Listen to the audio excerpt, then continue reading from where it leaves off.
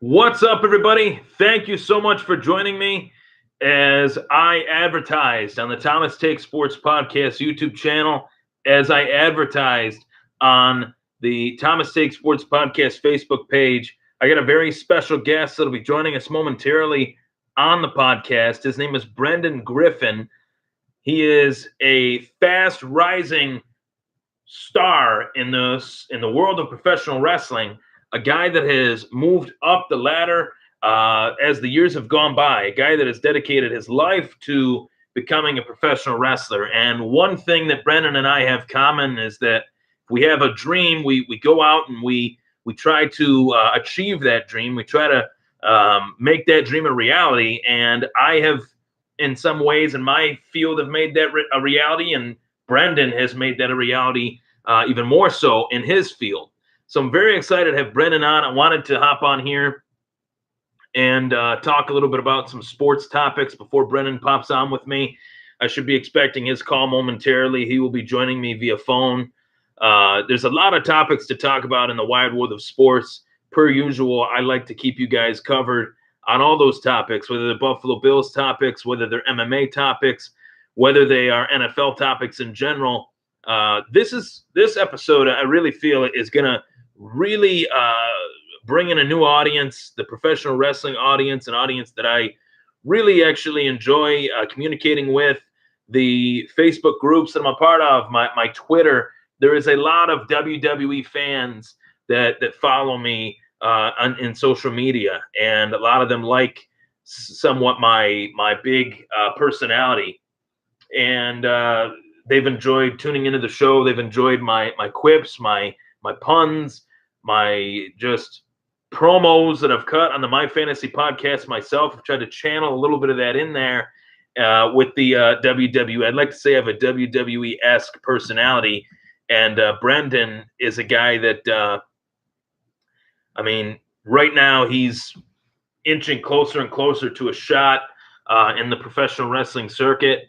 And it is such a tough business to get into. One of the most eye-opening experiences for me was the movie The Wrestler with Mickey Rourke. It was a fictional tale, but it was a tale nonetheless that really transcended with a lot of pro wrestling fans. And we got Brendan on the line right now joining me. What's going on, sir? How you doing? Good, yourself? Good. Really happy to have you on. I went live a little bit before you joined me just to introduce you kind of to the audience, but Brendan Griffin now joining me on the show. Thanks for joining me, buddy. Hey, thanks for having me. Of course. So really, I titled the show Brendan Griffin, His Career and the Past, Present, and Future of the WWE. Obviously, if you're on this trajectory in your life of how many years have you dedicated your life to this dream? So honestly, they reached out to me in January. I was not a career wrestler by any stretch of the imagination, and I watched wrestling as a kid, but it was never something that I really projected myself to be out there in the ring and be, a WWE superstar. I most likely thought that I'd either be playing professional baseball or professional football, something in that arena. So it was definitely new. It's been a new experience. It's been fun. It's opened up a lot of new doors, and it's just been a new wave the last 6 months. So, like they say, oftentimes expect the unexpected, and you never know what could happen. That's the case in your life, right? Yeah, and I try to kind of live by that. You try new things. You try to put yourself out there, and good things will happen in certain areas. So. I participate athletically and fitness-wise and a lot of different things, and hopefully they open doors for me, athletically, so I can be an athlete and really do what I like to do best. Right. And where would you say, like, currently, where are you at in your career? For those of the listeners that don't know, where are you at currently in your career? Where would you say? So my career's been a little interesting. I'm 30, which some people would say that's an old athlete. I still feel very young. I took some time off in college and was working for a while, so my body didn't take the blows and the hits that other athletes were taking in any sport for a good amount of time. So when I did come back and pursue my professional sports dream, starting at around 26, I had been training like an athlete, but I hadn't been in, hardcore games and stuff like that in any sport. So my body felt great, and it still feels good. And I kind of reinvented how I train to be more flexible and still be strong and, eat really, really good food. So I guess it's, as they say, age is a number, and kind of what you put into your body is what you get back. So I still feel young. I don't have really a timeline on it. It's, whatever presents itself, I'm going to try to attack. And once it eventually stops coming down the pipeline, then I guess that will be when my, athletic careers will end, and hopefully we'll be able to kind of teach others how I went about it kind of unorthodox and, inspire others to kind of not let anything stop you from your dreams. Right. That's a very good point, because I'm fascinated with the changes that professional wrestling has kind of seen in terms of the preparation. Wrestlers back in the day, I mean, they were doing shows every single night, where now they're really focusing on their training, what works for their body. It's almost in a scientific way. There's so much more knowledge and technology that we have available to us, whether it's professional wrestling or MMA or even boxing, that it's gone to good use. Have you had any, shall I say, major injuries throughout your career, or have you been able to come away pretty unscathed? Yeah, so I never really had any injuries in any sport. Sore shoulder, baseball-wise, and bumps and bruises playing football and gym class stuff, but nothing really bad, honestly. And hopefully, knock on wood, it stays that way. I just try to always be aware too, kind of when I'm training or, with the wrestling being new in the ring, just kind of aware of my surroundings and not open up my body to exposure and hits that I'm uncomfortable taking at a point in time, and, kind of getting comfortable with certain situations and kind of knowing how to use my body in those areas. And that kind of helps, if you don't know what you're doing and you go out, you're going to hurt yourself. When you're more comfortable, you kind of know how to use your body differently. What type of wrestler would you say, you probably had a picture in your mind of what type of wrestler you wanted to be, but has that stayed the same? Have you changed anything? Has anything changed in terms of your repertoire throughout the process, or have you stayed relatively the same in terms of like speed or power? What would you say your style is more geared towards?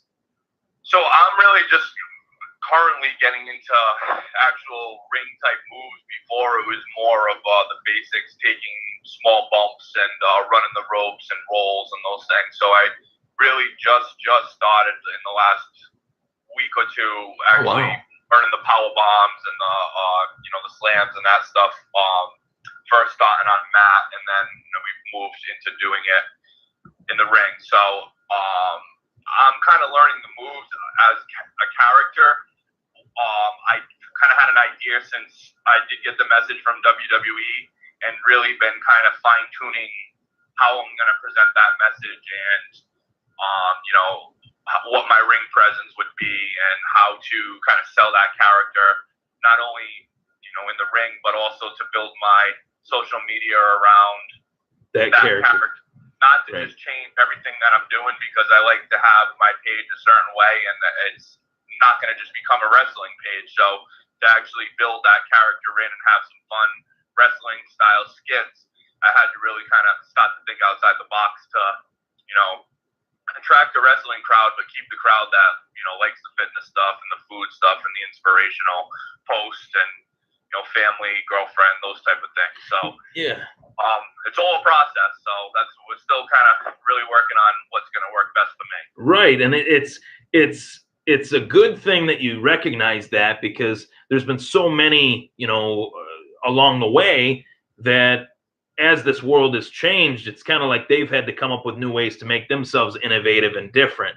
And your way of making yourself innovative and different is having more than just offering more to the table of just being not just being a professional wrestler, but being someone that is very savvy in terms of health and fitness and health and wellness and exercise and things like that. I noticed a ton of information on whether it was your Facebook page or your Twitter account. It was almost like you have your own little reality show there where you kind of document your growth, whether it be physically or your mental awareness of the situation that you're in, moving up the ranks, and getting that call from the WWE. What was that? Where were you when you got the call that the WWE was very interested in you? So it kind of started out, I was away with my girlfriend. We were in a hotel, and I was kind of just joking around, saying, I'm going to start adding WWE people on LinkedIn. They're trying to bring in Gronk. They're bringing other athletes in. Why not me? Obviously, I'm in a little different situation than some of those people, but kind of put that energy out there as like, hey, take a look at my social media. Bring me in for a tryout. So I did that on LinkedIn, and wow. I somehow hit their recruiter. I wasn't looking people's names up or anything like that. I just said, hey, anyone from LinkedIn that's involved with WWE, I'm going to add them, shoot them a little message and say, hey, take a look at my social media, and whatever happens. And so I kind of just put that out there. And I think when you kind of put good energy out there, things happen. So the recruiter sent me a message and asked if I was able to take a call. At first I was actually driving back. I was back home from our vacation, and I took the call, and I was like, is he calling me because he thinks I'm out of my mind, or is he actually interested? So, so that was an interesting moment, and he was a really, really awesome guy, and he had taken a look at my social media and kind of explained to me the process of what you need to do to get seen, and in a ring type atmosphere. And I guess my goal had kind of been when I set that out there, why can't I do a match, right? WWE brings in talent from all over the place all the time to come in for a match or to get thrown through a table or something like that. So I thought, hey, why not get on Raw? Why won't they, look at my Instagram and say, yeah, we like them, let's bring them in for a show. So we kind of talked about that on the phone and what it will take to, get that opportunity, and how they have they bring in people for tryouts and workouts and stuff like that. And would that be something I'd be interested in? And so the conversation kind of progressed from there. And next thing you know, June comes, and I'm down at the Performance Center. So it started off with kind of a little fun comment, and next thing you know, now we're 6-8 months into a little different path sports wise. So that's such an amazing story and journey. What was that like, traveling down to Orlando, being at the WWE Performance Center? I mean, I've seen a lot of videos and pictures of that place. It's incredible, just fascinating, the amount of equipment and everything. What was that like? Yeah, so, and I think anytime you get the opportunity as an athlete in any sport to go train at one of the best facilities, in the world for that sport, it's amazing. That's kind of your dream as an athlete, to just train in high class gyms with, the best equipment, the best trainers. So that part was really, really awesome. And then, the trip down, I was very excited, but not really knowing what was going to happen. So I just kind of rolled with it and wanted to figure out, when I get down there, what was it all about? How brutal would it be? Was I prepared enough? It's tough because I never wrestled, so I didn't know exactly what I should be doing and what I shouldn't be doing for the training. So I just kind of focused on really getting my cardiovascular activities in good shape, and reaching out to some people locally that knew some wrestlers, and kind of getting mentored by them, and just taking it all as it came. If I look back, I do wish that I did go to some type of wrestling school prior to do a little more hands-on ring training, running the ropes and the bumps and the rolls. That was really what could have made an unbelievable difference in my trip, but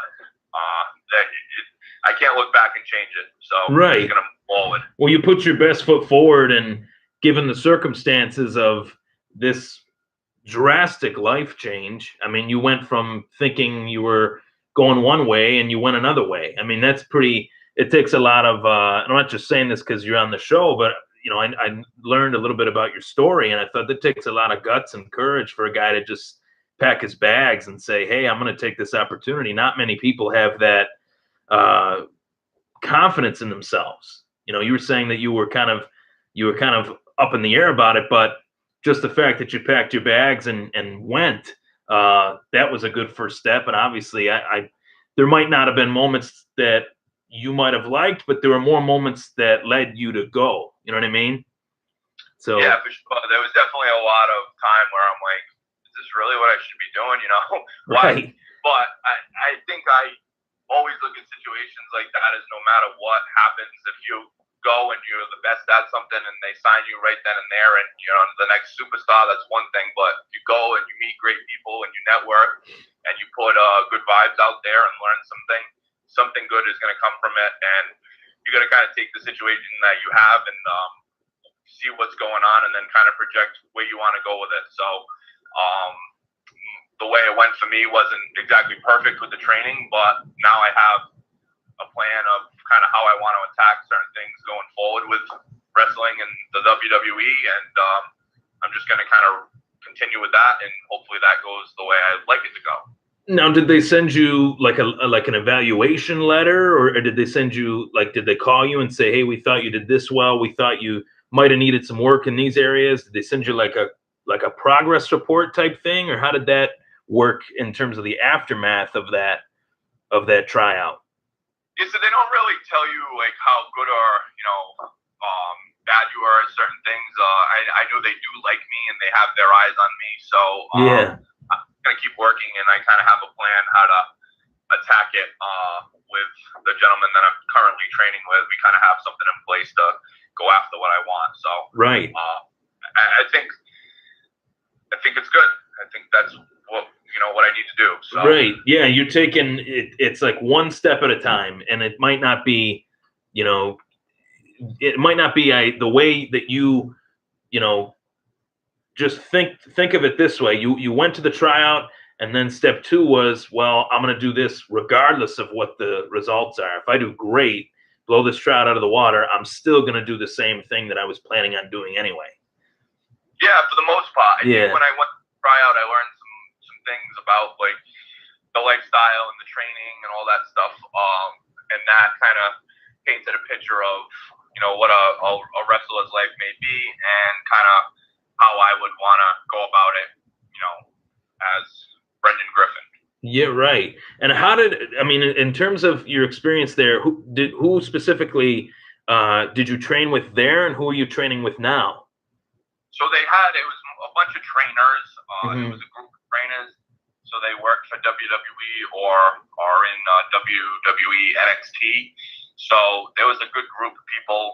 One former pro that was very good in his time, Mark Henry. Oh wow! Yeah. Yeah. Of course. A lot of people know. Yeah. That's awesome. He was there. Then some people locally that I train with now is Top Rope Productions. They're out of Fall River, Mass. They've bred a lot of good wrestlers that have gone to WWE and are still there on and off. So I'm just working with them and going to get my skills up and continue staying in front of WWE, whether it's through LinkedIn and all that stuff, and continue speaking with the recruiter through email, and when the time's right, we'll put something together. That's fantastic, man. I'm happy for you. I think that's a really awesome, mindset to have that opportunity, and then to turn that into, the next step. You always know what the next step is. That's kind of what I've tried to do, in my field with the podcast. Is I'm always thinking of what way can I make this bigger, and what ways can I, help it, outreach so many different audiences. And when I had posted throughout the week that I was having a professional wrestler on the show, the amount of people that sent me emails and stuff like that was astounding. I didn't realize how many people I knew that are diehard professional wrestling fans. So I'm sure you'll get a lot of follows on Twitter and ads and stuff like that from people watching this show. So that'll help. It's funny you say that. It's crazy, right? So I wasn't a hardcore wrestling fan going to shows and stuff or anything like that recently. I did, like I mentioned, loved wrestling as a kid, but this past Friday they had an event in Pawtucket, Rhode Island, where they had a bunch of former WWE stars and some local stars wrestling. So I was, invited to come out to that, and I was hoping to possibly get in a match, but that didn't go that way yet. So they had Mick Foley there, Kevin Nash, Billy Gunn from back in the day, and Wow. James Ellsworth, who's been a kind of a local, well, not local, but regional, hit that was like a YouTuber that got on WWE. So a lot of local people were there that I've known throughout my life through various things, and it was kind of crazy to see how many people that I knew that was so into WWE and into wrestling and going to local shows, and it's got a big following. It's got a huge following. So that's been something that's interesting. An interesting story out of that too was Mick Foley forgot his sock for his gig. Oh, jeez. So That's I was awesome. able to get him a sock to use, which was kind of cool. So You gave him a sock? yeah. Oh my God, that is the best story ever. You take that one to the grave. I know. Well, they were looking around, and I'm like, I gotta be that guy that gives him a sock. So I had kind of talked to him before for a little while. We were talking about WWE and different things about my experience and his experience and his iconic match with The Undertaker. Oh, yeah. And when they said he needed a sock, I thought I had one from, I play on a football team in Boston too. So I thought I had one from football, and I did. So I was the sock hero. Now, what is take me through, and I've always wanted to know this just as a super nerdy fan. We'll just call myself that right out of the gate here. What is a professional wrestling locker room like? What is it like? Is it like a football locker room, or is it, is there a lot of good camaraderie? Is there kind of pumping each other up, or is it kind of quiet? What would you? So that's a good question. I think, to be honest with you, it's a lot different than a sports, like a baseball or a football locker room. And I think in this situation too, you had, someone like a Mick Foley or a Kevin Nash or a Billy Gunn, who were, some of the best of their time, with local guys that, just kind of do it fun and are pretty good locally, but, there's probably no future in what they do wrestling like a Mick Foley. There's not probably Mick Foley in that locker room wrestling with Mick Foley. He's wrestling with all the older stars. Right. So they kind of have their stories and friendships from before, and they kind of stay together. And then the other guys, not that they don't socialize, but they kind of build their matches together in other areas, right? So a wrestling match is built by the two people. You kind of work together and go over it before you go out there. So I think the locker room, because people kind of put costumes on and getting ready and stuff, it's more like a high school play versus like a backstage of a play or a musical or something like that, versus like a football locker room where loud music's on, guys are dancing, the ball's flying around. I think that type of atmosphere is a little different. So it was interesting to see. I compare it more to like a musical or a play or acting. That's pretty interesting, because it's kind of how I thought it would be. And it's one of those things, like so many people, I'm 26 years old, and I've had girlfriends, friends that say, you still every once in a while watch professional wrestling? And it's like, I'm a massive MMA fan. I'm an MMA journalist. I cover the sport. I follow it so closely. And it doesn't offer what the WWE offers in terms of entertainment value. There's moments in the UFC lately that have kind of been kind of scripted and stuff like that, with Conor McGregor and the Brock Lesnar, Daniel Cormier face off and stuff like that. But there hasn't been, it just doesn't have the same, like the Mick Foley sock puppet or the Undertaker or, Mark Henry, slamming somebody through the ring. Just doesn't have that. I don't know what word. What word would you use that you would say is most comparable to WWE, besides entertainment, just that wow factor? Yeah, I think it's kind of like, The Rock. He had that, the most entertaining man in sports entertainment, and that kind of, I can't believe that just happened type thing. Right. that is it real? Is it really fake? Did they just, do such a good job acting where he went through a cage and it didn't hurt? So I think that is like that mystery of what just happened, where Right. MMA is kind of cut and dry. I mean, they kind of go out there, they do their thing. Someone really gets rocked or doesn't get rocked, and someone wins. I think that's why for MMA, Conor McGregor is so good for the sport, because he just brings so much energy and entertainment, and he's funny, he's charismatic. He's just a different type of MMA fighter, and he's great. I would say one of the best, if not the best ever. Right. Some people would disagree because of his ground game, but I think his mental style of getting in his opponent's head and how he psychs himself up for a match and how he talks to himself and uses his mind to really project how he's going to win. I think he's a special character. Yeah, I would definitely agree with that. And it's funny because there's been a lot of people saying, well, like Ric Flair even said, which in some ways I agree with Ric Flair. He said Conor McGregor kind of took my blueprint and ran with it. He kind of did, but he made it his own too. It's like you see that every once in a while. Like nothing is really, I don't want to say nothing's original, but in a respectful way, it's you pay respects to the past, but make it your own. Make it original while paying respects to the past. I think Conor's done that a lot the last 5 years, especially. Yeah, I think he uses he uses like other people's styles, and I think he studies other people's sports of what they did. I know he talks about visualization a lot, and that was a big thing that Derek Jeter and Michael Jordan, right, Phelps and those guys really talked about. So I think he knows how to really tap into the best of other sports and really kind of hone it in and make it his own in MMA. Where a fighter like Diaz is not like that. He's just a cut and dry fighter, right? Well, as far as the WWE, there's definitely, I feel like the WWE is heading in the right direction. I've kind of gone back and forth with people on that, and I want to ask you questions, but I want you to be able to.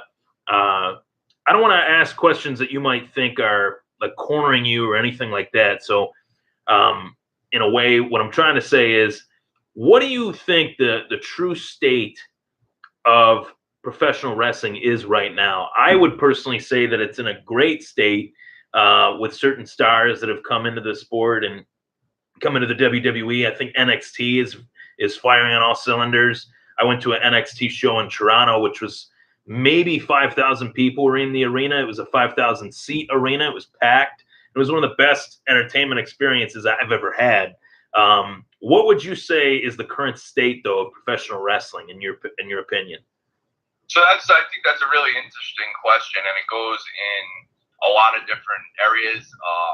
So, like you mentioned, NXT, their shows are smaller, but they pack an arena of 5,000 people where people are closer, and they feel like they know the stars a little more. Whereas you got a pay-per-view like a SummerSlam or a big event where they do it in a football stadium and there's 70,000 people. That it's much more like going to a Taylor Swift concert where you're not anywhere near the stage and you have no idea, like you don't feel up close and personal. Right. So I think they got a couple good areas like that. They got the 205 class where they got, some unbelievable guys that back when it was just WWE would never even be, in the scene. So having the opportunity for those small guys to really go out and excel, and some of those guys are high flying, hit the ropes high, flipping, everything else is great. So it's a big brand with a bunch of smaller big brands in it, and there's no superstar right now. I mean, you got the Brock Lesnar or the Ronda Rousey, big names, but it's not like the Attitude Era when you had Stone Cold, Triple H, and The Rock. Right. And you had, those Shawn Michaels too. I mean, Shawn HBK, that was my dude. He played that villain role so well. You had so many of those guys. So you had like the A+ stars and the A stars, and then it kind of fell off a little bit, where now they don't really have like that type of thing. They have 15 to 20 guys that they bring up and make them, a star today, and then they bring them back down, and they kind of rotate it where they keep everyone kind of a hot hand. Right. And everyone's interested in every one of their stars versus, you love The Rock, you loved HBK. It's just a little different. So business-wise, they're trending in a direction of encompassing their brands better and keeping everyone involved. They're doing a pay-per-view for just women now. So they're trying to really hit each facet of their business and be good at it all. Yeah, they're focusing on different markets and different demographics, and they're catering to every audience rather than just pushing one superstar or two superstars or three superstars. I think one thing that they've kind of realized is that they have always had a good breeding ground for superstars, whether it's the independent circuit or NXT that they've developed, or like the Ring of Honor stuff. They've always had, there's always been organizations that have built up other wrestlers that they discover. They've always been able to discover talent, but I feel like with NXT, it's sort of their own version of the Ultimate Fighter, where they have, the reality shows and all that stuff, where they put 15 wrestlers on a show and they find out basically who can actually make it a reality. What was that? It was Tough Enough. Do they still do that show? Yeah, I guess they try to bring that back too. So one of the wrestlers there, she was actually on the show, Tough Enough. So, oh wow. Yeah. Who was that? Chelsea Green. Okay. Yeah, I've heard that name. Her boyfriend, Zack Ryder. So okay. Yeah. He's a pretty good star. Yeah, that's a huge name now. Yeah. As far as like people that you've communicated with, you said you communicated with Mark Henry. You've talked to, who are people that you kind of, stay talking to throughout the circles in the wrestling world? So I've since I went, I haven't communicated with Mark Henry. He was there. I was not close with him. I just met the people Friday in Pawtucket. Some of those guys, I got some contact info for them, and I'm gonna follow up and hopefully develop a relationship. But the 45 people that I went to the workout with and that were in my class in June, I would say I stay in touch with maybe 10 of them. They're people that were there, and we had good times, and I think they're people that are pretty inspiring and good to kind of have a relationship with in the future. So some of them I talk to daily now. Some of the guys text me every day with certain things, not all wrestling related, of course, but just solid people. And me and my girlfriend own a resistance band company. So a couple of the girls there were very into fitness and that. So my girlfriend, reached out and sent them some resistance bands and stuff. So I think we've just developed good relationships with some of the people, and I still stay in touch. I know you had mentioned Daniel Cormier, and one of the guys at the tryout is actually his one of his ground game guys. Wow, that's pretty impressive. That's awesome. Yeah. So I talked to him too. He's going to be a star, whether he goes MMA or WWE. He's a collegiate wrestler from Duke, and he's done a lot. And what was his name, if you don't mind me asking? Jacob Casper. Okay, yeah, I've heard that name. I wondered if there was a guy, Jacob Casper, and obviously another one that I posted about today was Jordan Burroughs. He's an Olympic gold medalist, top of the food chain in terms of freestyle amateur wrestling. I mean, he's as good as it gets. But I don't know if he's gonna. That's the thing. It's kind of amazing how the WWE and MMA have kind of come together in a way. They either they work together almost in a way, because there's been wrestlers, in the collegiate circuit that go into the WWE, or there's been wrestlers that go into the UFC, or both. Did you ever wrestle in high school or college? You didn't have any wrestling experience? No, this is really it. This is the beginning of That's amazing. Experience. That's amazing. It's funny because there's actually something that we have in common. Your the lack of your actual, like, quote unquote mat time is very similar to when I started wrestling. I wrestled in high school, and I didn't wrestle at all up until my senior year. So it's just something I wanted to do. It was like a one-off, like, hey, let's give this a shot. and I did fairly well, and I learned a lot from it. So it's one of those things that you've experienced where you didn't think you were going to go in this direction, but you are, and it's like there's no turning back now. Why bother turning back now when you've already made it this far? Yeah, it's different. I did some MMA stuff, but not really ground game, more like hands and feet and that kind of stuff. Not actually in a ring, but bag training. Just I like that fighting competitiveness, and it's good for staying in shape and always, being able to use your hands and feet in a situation if you ever have a need to, which you most likely won't in life, but you never know, right? You never know. Yeah, you never know. That's for sure. Especially in Massachusetts, they get a little crazy out there. Yeah, especially at Patriots games. Right. So, would you say you're a Red Sox fan? Yeah, I am. I don't really watch a lot of the games. I tune in here and there. I would say that I follow the Patriots the most.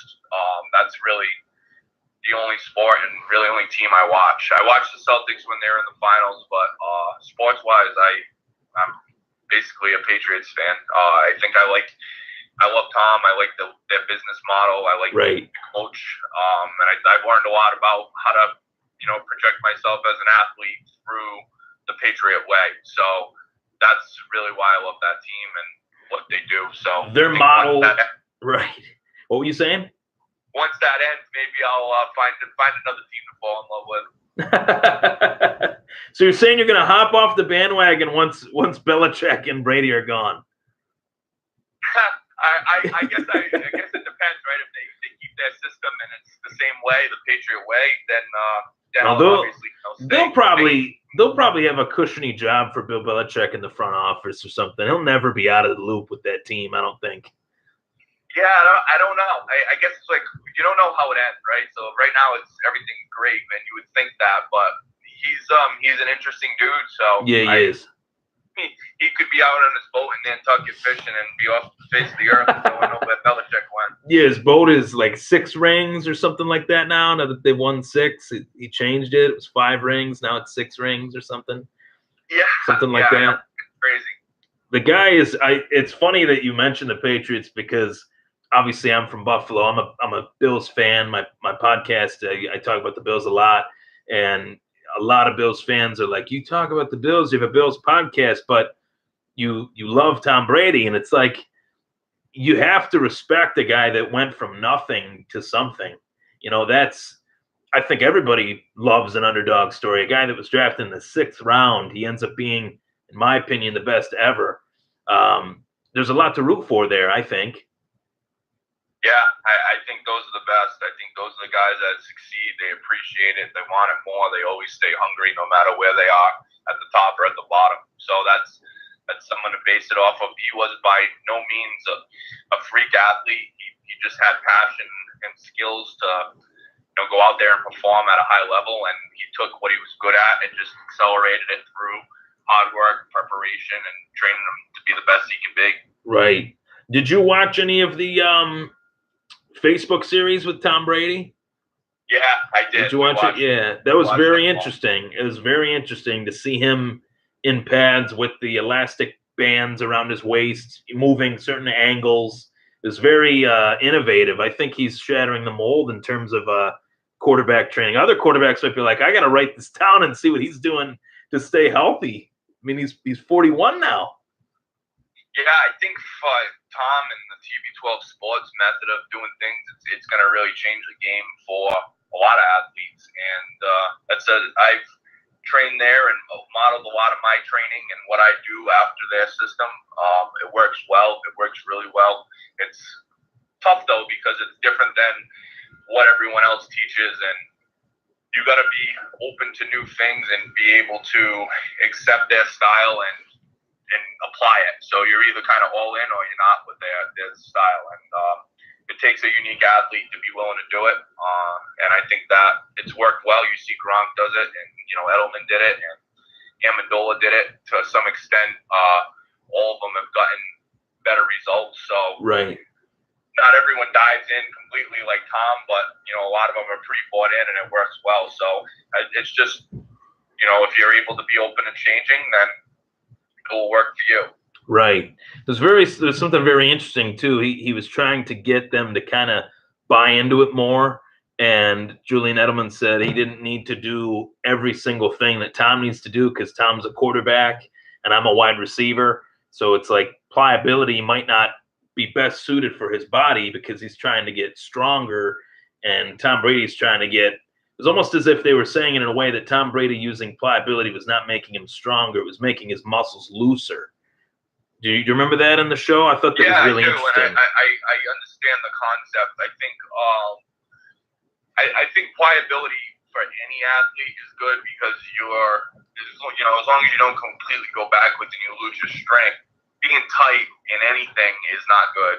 Right. Being tight, being immobile is not good. So right. The loose muscles and flexible and a little more mushy take hits better and you're just looser. So when you're loose, you perform better, you move quicker. So I think Edelman's comment was kind of a little bit like he still likes to squat, do heavy weights and that stuff. So he might not be bought in on all of it, but a lot of it worked. A lot of it worked, yeah. And it was like I'll listen to this X, Y, and Z, but I'll listen to ABC, but not X, Y, and Z. It was like he was only going to do some of it, and Tom Brady's like, okay, well, I'm 41 and it's working for me. So it was very interesting to see that their conversations and stuff like that. I obviously want to see them take a step back, so my Bills can kind of take their spot maybe.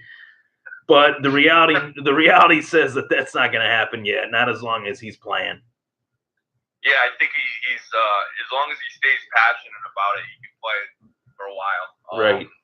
I think that's really it. I think with his wife and his family and his, TB12 sports, he's got a lot of other things he is passionate about outside of football. And if that kind of comes to him and he's not as hungry to win championships and get out on the field, then he'll step away. He'll step away because his focus isn't there, and that's when his game will come down. It won't be because of age. It'll be because of just lack of passion for the sport. What were your thoughts and I agree with you. I think he's the best ever. I don't think there's any, my dad, the dads, grandpas out there that tune into this, they say, oh, Joe Montana's the best ever. And I'm like, no.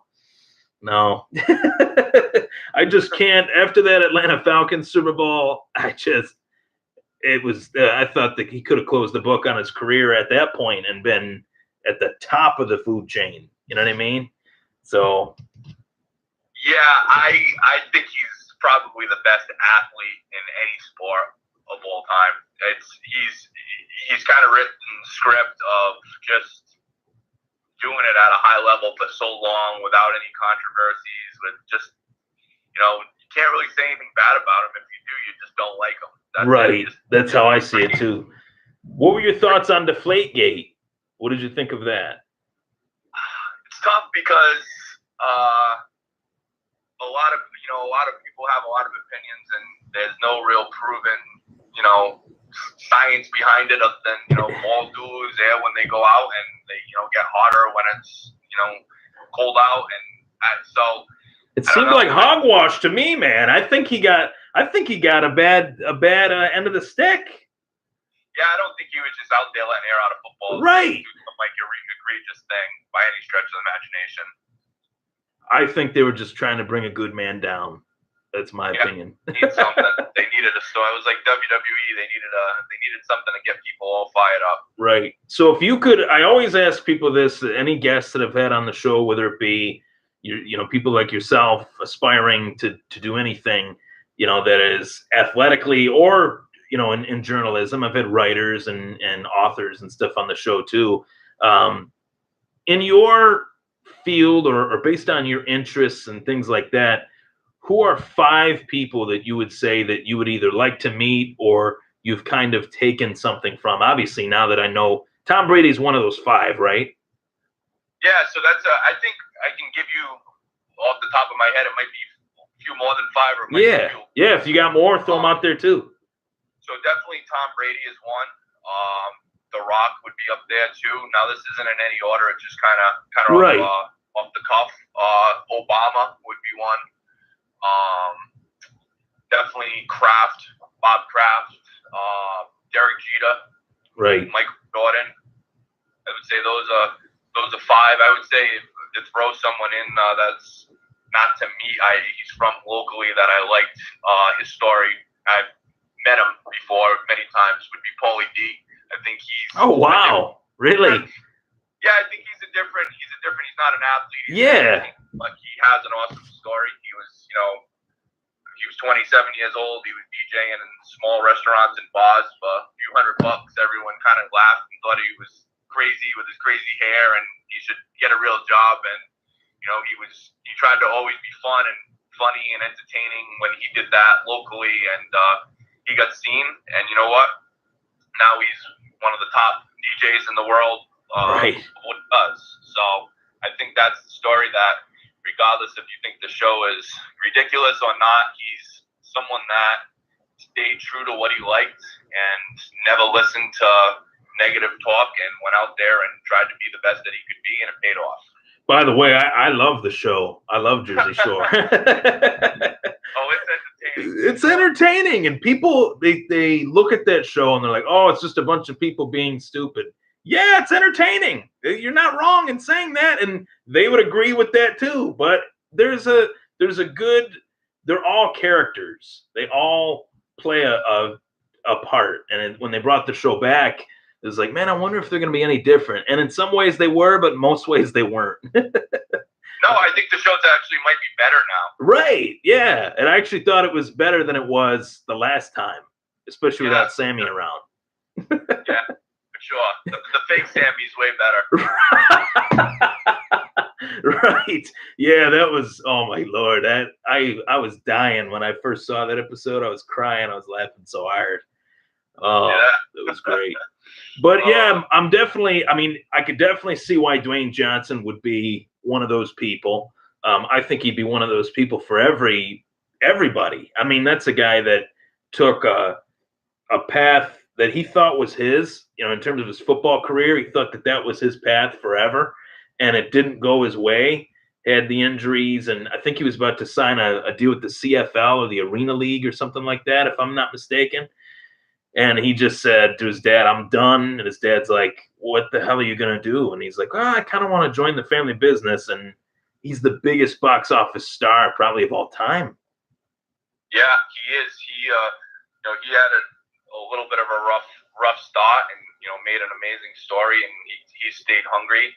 I think that every one of the people that I kind of look up to in certain areas or like to meet or have a conversation with, all are people that have some type of situation that they've overcome. Like obviously Obama, right, kind of came onto the scene and took the wave by storm. Wherever he was, people grasped at what he said. So that he was interesting. Jordan, as great as he was, he had a lot of adversity. When he came into the league, he didn't have a great team. He made the team great in college. Mm-hmm. He wasn't wanted at first, and same thing with high school. So I think anyone like that I've kind of studied their life and where they've become today is kind of why I'd like to just kind of know more about what they did to get their mind in the right place and things that they did, habits they created to become the best that they are. So that's where that kind of list comes from. What did you think, in terms of being an aspiring professional wrestler?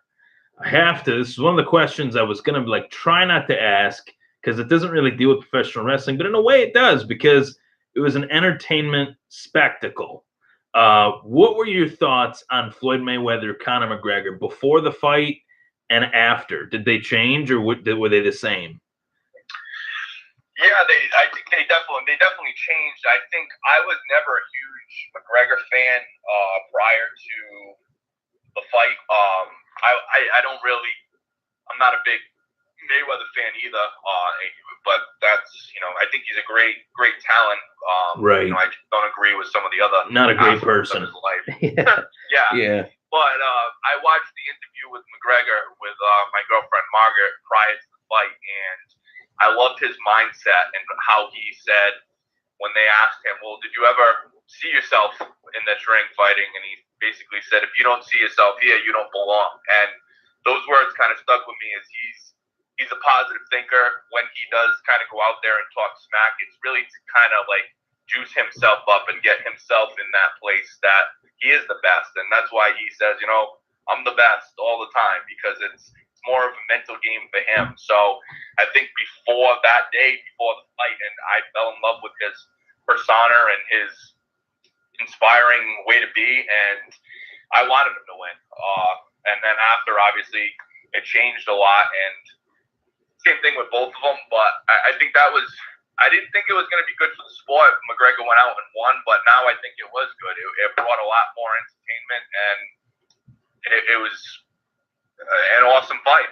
It should have continued to go, but I think that's an opinion a lot of people have. Right, yeah, and I think the one takeaway that I have with it, because I remember following all of it, whether it's professional wrestling or boxing or MMA, I remember thinking this fight is a joke. Like I thought this is just you're bringing back a 40-year-old boxer that people could have gone without seeing. He kind of proved his point that he was 49-0.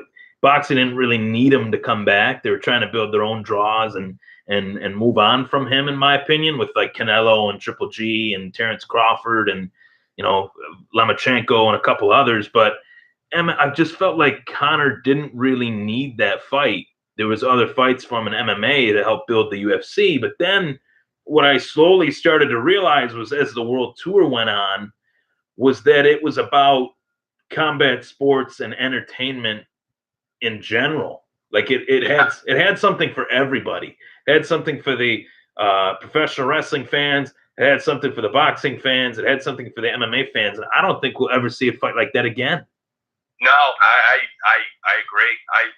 I mean, McGregor's fighting next month, 2 months from now in Vegas, and quite frankly, you might never see him fight again. This might be the last time he ever fights, and right. Not probably any boxing type fight like that for a long time, or with personalities like that. I don't think there's ever been anything like that prior. Right. So, it was a once in a lifetime event, and when they marketed it as such, as the biggest fight in combat sports history, I'm like, really?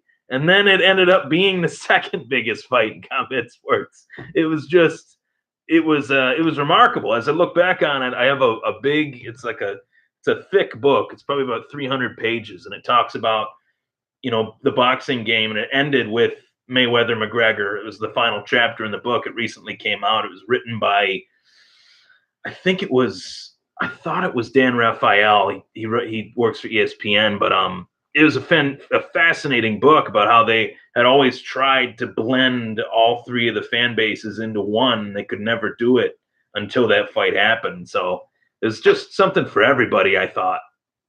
Yeah, for sure. Absolutely.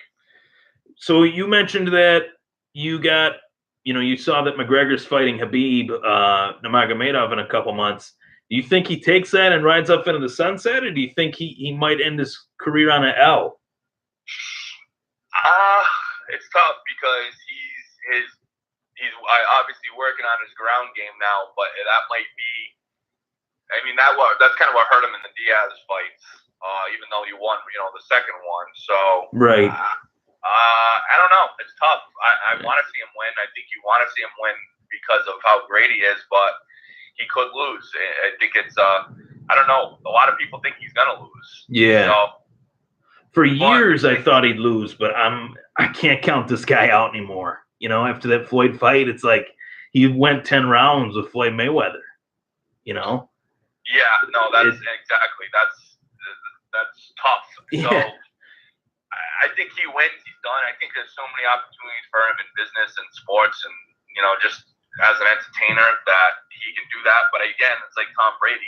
He loves his sport. So I don't know. I think for the UFC too, they need to figure out who their next Conor McGregor is going to be. So they need to kind of work on that too, and not just keep building him and not be able to have someone else kind of. I agree. 100. I talk about that show all the time.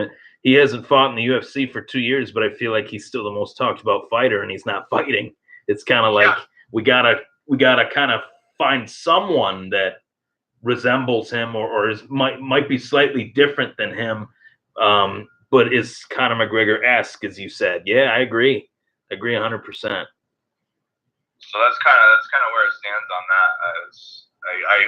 I can't wait. It's going to be awesome. I wish I could go. Right. Now, as far as WWE stars that have kind of tried to transition into MMA, Brock Lesnar was very successful. I actually don't think he gets enough credit. And when I was my last appearance on the My Fantasy podcast with Dan Schalk and Brendan Reed, which is a show that you were on as well, not that exact episode, but you've been on that show, and I watched your appearance on it, and I thought it was great. It was what made me think, I got to get this guy on. What were your thoughts on like Brock Lesnar's career and him possibly leaving the WWE to go back into the UFC? Do you think that that's good business on his part, or do you think it's questionable? It's tough to say because he might like MMA more. MMA is definitely brutal training, but WWE, some of the MMA guys that have done it say the training is just as brutal. So I don't know. I think it could be a hit, it could be a miss. I mean, he's been so successful. His personality isn't as great as a McGregor's, and in some senses he's a little boring, but he's such a great talent, so you can't take that back. He's got to have Paul Heyman on the mic for him, right? Yeah. Paul, that's another guy. Paul Heyman, I mean, he is a genius, I think. I think he's a genius. I mean, he's just like an amazing marketing whiz and knowing how to sell. Would you want one of those guys in your corner? Yeah, I don't see why not. Right. I mean, he makes it. He seems to do his job well. Brock Lesnar, didn't really end his UFC career the first time that well. He lost his belt. He got the loss, and then Paul Heyman's back in the ring with him, making him the most destructive man on earth, and it's believable because he's so massive. Yeah, no, it is. It's tough. Like, I mean, I wouldn't want to brawl with him. No, at my size, I would be. It would be a battle. Now, what do you weigh? What is your exact size? I know you're a bigger guy. I'm 6'5". I fluctuate between like 230 and 240. Oh wow! So it depends, kind of on my training, and if I was going to be playing football full time, I'd probably try to stay around 245. I'd eat more food versus to be more like lean and aesthetically pleasing. At around 230, I probably look my cleanest. So it just kind of depends. I play with my diet, my food a lot. So now, I'd like to stay at 240 and be in the best shape of my life, but sometimes not everything works that way. Right. What do you do to lose weight? Like, what would you say is what helps you lose weight? I count my macros, so I don't really try to. I would say like lose a ton of weight. I try to get to a point where I'm like, let's say 235, but I could shred a couple pounds and be magazine pleasing. So I just kind of at that point fluctuate my carbs and my water, and take 2 or 3 weeks to kind of really study my macros and play with them. So have carbs before my gym workout and after, but then the rest of the day stay higher in fats and proteins, and then just to kind of maintain, I just try to eat clean, eat healthy, and kind of maintain the weight. And then if I want to go up in weight, then I eat a lot more carbs. So it's all math equations, and everyone has a certain equation that's going to work perfect for them. And once you kind of know those numbers, I wouldn't say it's easy, but it's easier to go in one direction than the other. Now, do you mess with like protein powders and pre-workout stuff, or do you just kind of stay away from it? Yeah, so I always have said since I was younger and not really loving drinking protein out of like a non-blended shake, just drinking it kind of out of a shake a bottle. I didn't love that. I think I've always really thought that eating real meals is better, but certain times you have to have a shake, and I try to get blended shakes, use the blender. I honestly for the last I would say 3 to 5 years I haven't drank out of a shaker bottle. I'll buy shake that tastes good, like, and put them in the refrigerator from a store, and then shake them in my hand. But they're pre-made shakes. They're in a plastic bottle type thing. Right. Even if it's a little bit more expensive, it tastes a lot better. Yes. Yeah. Exactly. Right. Exactly. It's not the one time, a few times obviously, but the one time I thought, well, I'm gonna try to just mix it, just put it in milk and mix it with a spoon. It is like drinking. I can't even describe the taste. It's like literally drinking metal. That's what it tastes like. It's so bad. I always tell my buddies, like, just buy a blender or get them pre-made. Yeah, for sure. Yeah, it's awful. And then I think that's one thing for some people that new to eating healthier or trying to diet or whatever the case may be, that bringing the blender bottle, the shaker bottle around, in their car and using water to make that shake, in between meals, it's just a horrifying experience. So I think spend a couple bucks more and Right. just get the ones that are pre-made.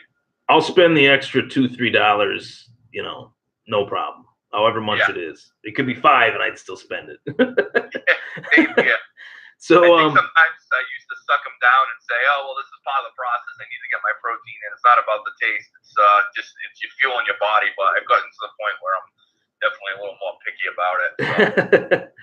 So as far as dieting and everything like that, this is something that I want people to kind of understand. I mean, I understand it because I wrestled and I've kind of done boxing and wrestling ever since I stopped wrestling in school. I still try to maintain, somewhat relative, health, a healthy living lifestyle. I'm not really the best eater. I am a definite junk food guy. I can't help it, especially on Sundays when football's on.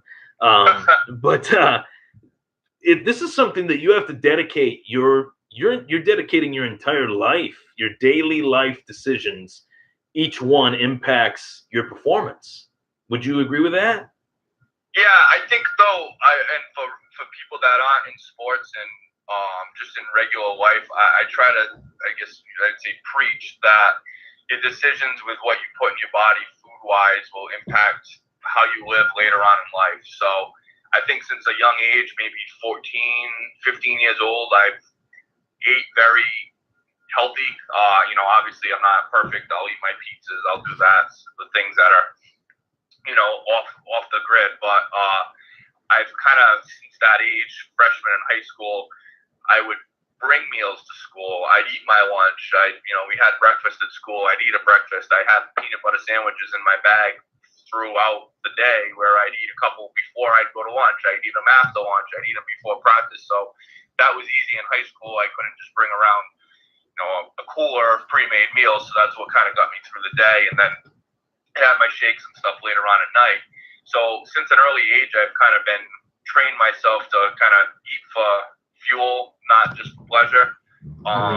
So that's something that has kind of been ingrained in me. And I think a lot of times people in the workplace or, friends, family, etc., kind of looks at it as quirky or weird and doesn't understand the why. But I try to explain to them that they might not have to eat 7 or 8 times a day, but if they ate 3 or 4 good meals a day to fuel their body and kind of know that there's a certain amount of fuel that they need to put in each day for their body to function at the highest level, they'll be a better, person overall, and they'll feel better and they won't get sick later on in life. And spend the money now on the good food or spend it kind of later on co-pays and doctor's visits and things that when your health all comes to fail, a lot of it comes from prior decisions to not put the right things in your body. So I think that's kind of the lesson for anyone, to kind of look at their life and figure out, well, what can I do to always feel my best and be my best? And that starts by putting the best things you can in your body. That's a great way to look at it, because I think bad eating is followed by another word, habits. It's all habit forming. I think it is. I mean, there's been times where I've gone out with friends on a Friday and I've had a certain meal, and then a week goes by and I'm like, yeah, last week was pretty fun. I'm going to go to that same place and get the same drink. Oh, and I'm also going to get the same food. And it's just like this subconscious decision that's made without me even realizing that I'm making it. You know, that's what some people have. They just make a decision, and then when they order their food, they're like, "Man, why did I order that?" It's like, would you agree with that? Yeah, I think it's so like I think a lot of food and eating and stuff. It's really comes down to, like you said, habit and kind of a discipline and kind of a habit forming in your life. So if you win the day by always setting good little habits that you do and kind of finishing the job, whether it's getting up in the morning and just making your bed, it leads to a lifestyle of creating good habits and following through with them, and subconsciously you just kind of do them throughout, and you just become overall a better person that way. But it doesn't mean that you can't go to a certain restaurant. Right. You don't do it every day. You right. do it on a Sunday or every couple of weeks, and then the rest of the time your habits are good. And I think once you kind of create really good habits and you do some things that are bad habits, they stand out so much more, and get a little anxious about it, and that's good, because then that kind of puts you right back on the train track of moving forward in the right direction. Yeah, that's amazing, because it's almost like if you try to go, like if you go out to dinner, the more you go out to dinner, is it really that enjoyable? You know what I mean? Like it ruins the experience. If you went every once in a while, you might actually enjoy your experience more. Exactly. And anything in life is that way. Right. Food, television, if you were your best friend 50 hours a week, you wouldn't really enjoy your best friend as much. But I think everything is balance, and making things enjoyable is not going overboard with it, with anything. And that's kind of discipline and balance, and kind of the basis of good eating and a good lifestyle. Well, you got to keep me up to date on your journey. I definitely have a lot of admiration for you. I'm not just saying that because you joined the show. I admire anybody, as you do as well, as we've learned throughout this show, that you admire people that aspire to live out their dream. Your dream kind of hit you in the face. It kind of was a sweet chin music. You didn't really realize it quite yet. You didn't realize that it was coming, but it did. So I'm rooting for you, man. I'm pulling for you, and I really want to thank you for joining me on the show today. Hey, thank you. I appreciate it. Let's stay in touch. Let's do it again. 100%. Anybody that comes on once comes on twice, 3 times, 4 times. You're already in. I love it. Hey, thank you. Thank you, man. Take care. Have a great night. You too. Anything you need, just shout out. All righty. Thank you. Have a good one, man. You too. What a guy. What a guy. Brendan Griffin. Definitely, I'm going to be following his journey now that, I've learned a lot about him, and I feel like I know him very well without actually meeting him. From that interview, was fantastic to have him on the show. Just awesome. Asked some questions that I didn't really anticipate that I was going to ask. We kind of delved into MMA a little bit. Maybe the interview could have gone a little longer, but these guys have lives. He's a very busy guy. He's aspiring to be something that is truly remarkable. I believe anybody that is trying to aspire in a new dream, and as I said to him, a dream that was kind of like a sweet chin music that kicked him in the face. He didn't know it was coming. Truly awesome story, though. And I really hope you guys enjoyed the episode of the Thomas Take Sports podcast tonight. I know I did. I will definitely be bringing you more guests on the show. You know when to follow. You know when to tune in. Sundays and Wednesdays. Take care, everybody. Thanks for joining me.